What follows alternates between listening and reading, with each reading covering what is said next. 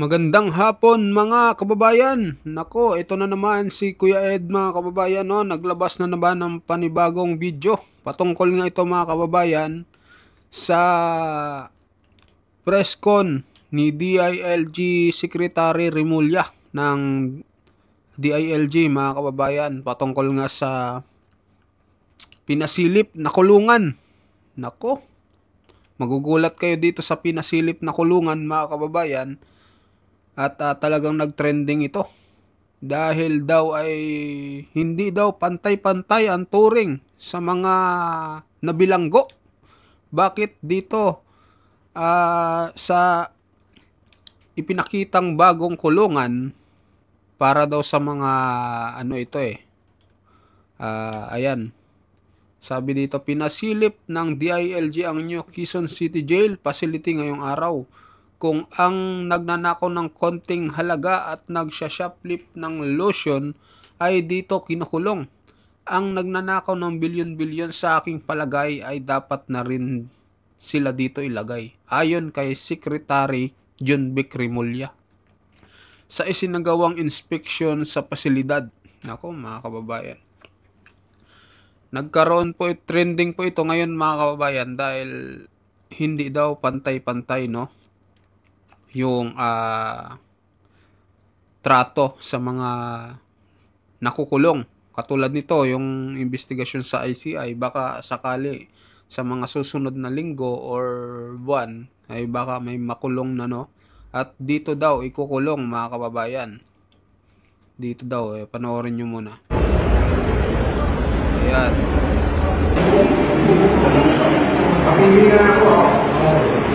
Ganda, diba? Ang linis. Shower, may running water. Mabibig sa Lakas mo ng tubig.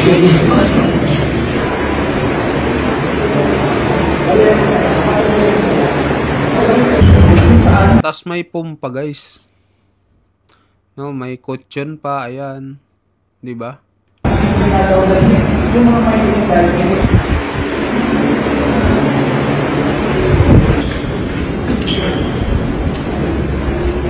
Ito yung laundry area, washing area. Washing area. Mga running water niya. Oh, 'di ba? So, maraming nag-comment diyan sa ano na 'yan, sa bagong kulungan na 'yan dahil yung iba daw na nakabilanggo ngayon ay talagang siksikan mga kababayan at hindi maayos, no, yung trato daw, hindi parehas. So pati itong si ex-marine na si Kuya Ed ay nagsalita na rin mga kababayan. Sabi niya dito, sana naman pantay-pantay ang pagtuturing nyo sa mga nabilanggo. Ayan, binakbakan niya din dito, no, si DILG Secretary Remulla. So panoorin na natin mga kababayan.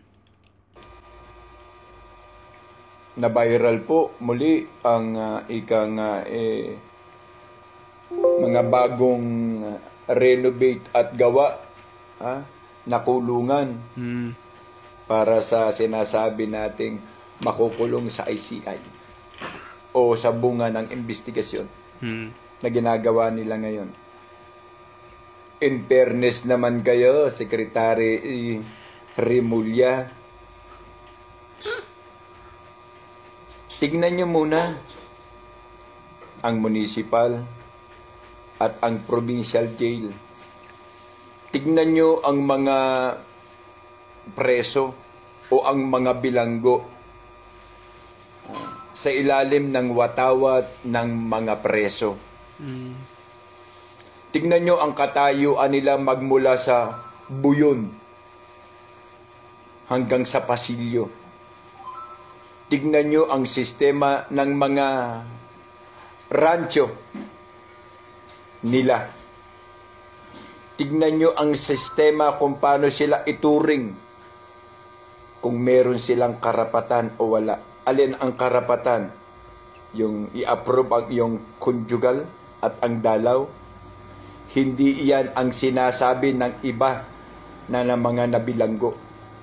Ang karapatan nila ay ang magkaroon ng marathon hearing sa kanilang mga kaso upang mabistahan sila kung sila ay nagkasala o hindi. Tandaan nyo, 89% ng mga kaso sa loob ng kulungan na nagsasaper ngayon sa Oblo at sa Pasilyo, sila ay mga inosente at walang mga kasalanan.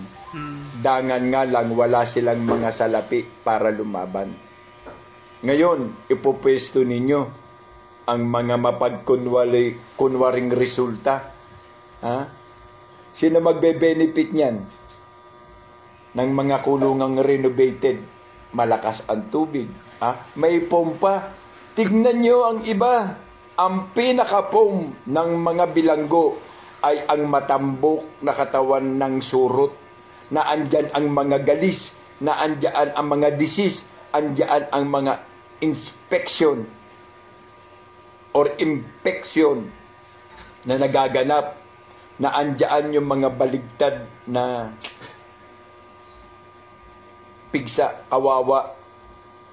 Sana gagawa rin man lang kayo ng mapagkunwaring desisyon na kunyari ay makukulong. Dahil sa susunod na yan, buyon na yan, buyon. Oo. May protection na yan sa bawat, tawag nito, sa bawat higaan. Protektado na yan. Sunod yan, may aircon. Ano pa ba ang gagawin ninyo para mapaniwala nyo ang taong bayan tungkol sa ganyan, Mr. Remulla? DILG. Ano ba sa tingin ninyo?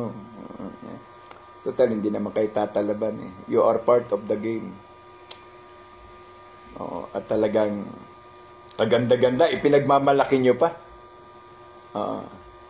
Tignan nyo ang buhay sa municipal jail at saka sa provincial jail. Tignan nyo kung maayos at tama na dideliver ba ng wasto ang kanilang karapatan. Ang iba, ang kaso, jaywalking 15 years na. Jaywalking 15 years na.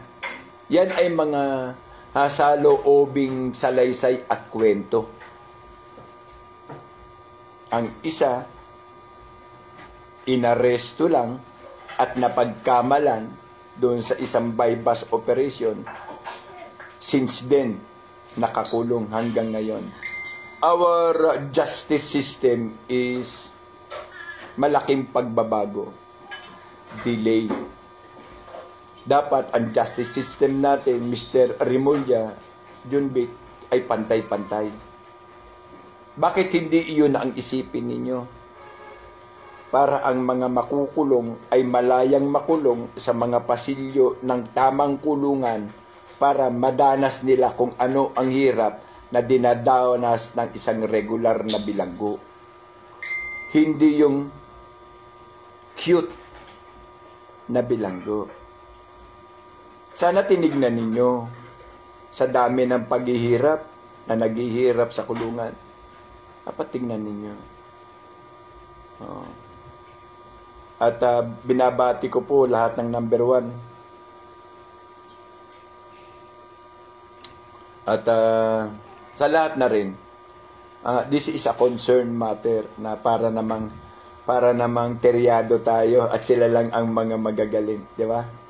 Hindi naman tayo tira pasok kalibit penge.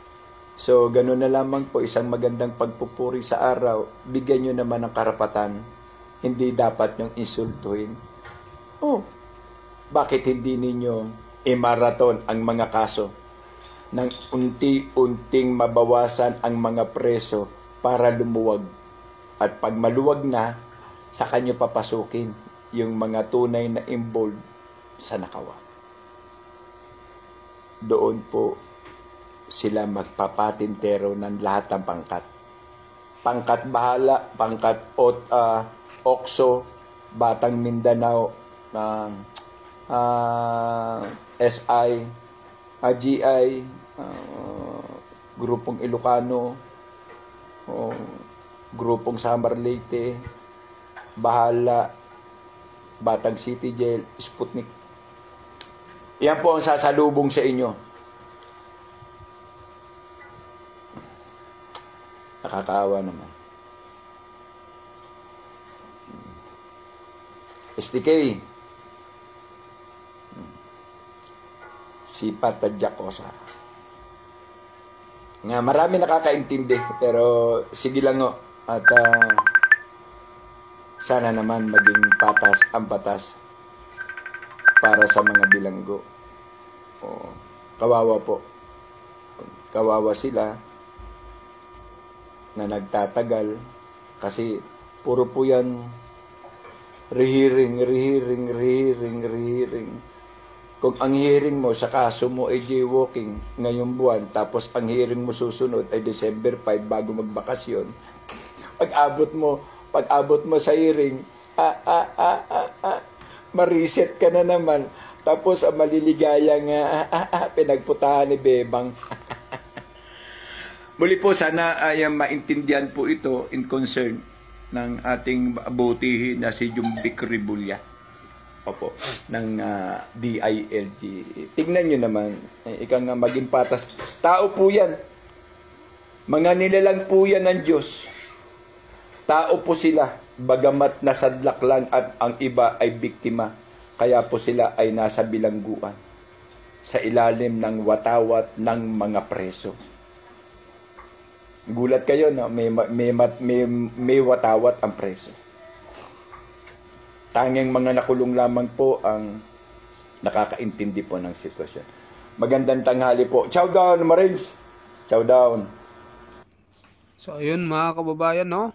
Ano masasabi nyo dito sa mensahe ni Kuya Ed dito kay Secretary John Vic Rimulya na sana nga daw ay pantay-pantay ang turing sa mga nabilanggo. At sinabi niya pa dito na masaya pa daw sila na isiniwala to, no, yung bagong bilangguan para sa mga makukulong sa investigasyon ng ICI. So yun, nakita nyo naman mga kababayan, may kutsyon pa, malakas ang tubig, maluwag, may laundry. So ano masasabi nyo doon mga kababayan? Mag-comment kayo, mag-like at mag-share sa ating video. So sa mga bagong pasok dyan, pa-subscribe po mga kababayan. Maraming salamat po.